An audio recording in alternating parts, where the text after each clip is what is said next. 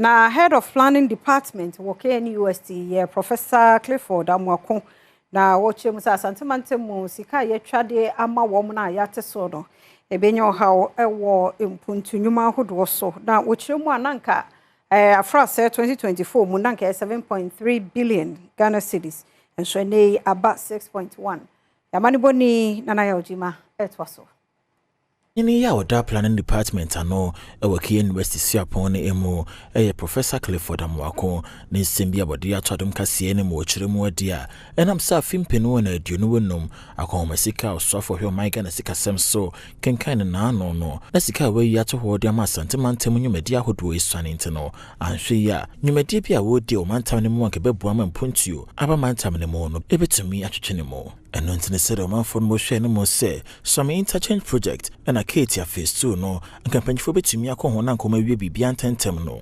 bia na manesa aframa won mo. The 2024 budget had a total, an estimated total of about 7.34 billion Ghana cedis for such infrastructure project.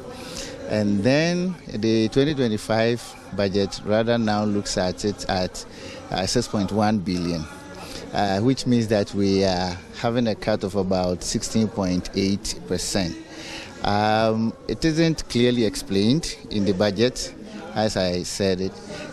Probably could be that resources are not available or something might have happened. So no more.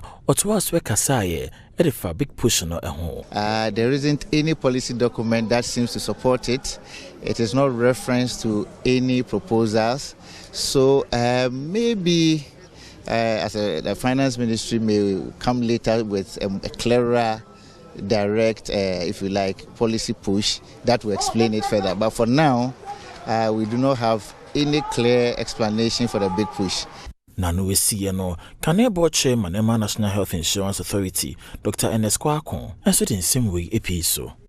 The continuing health infrastructure project may need more funding than what probably has been allocated. If you look at it countrywide. Today I spoke only about Asante mine, but remember that there are other replicas of needed infrastructure across the rest of the country.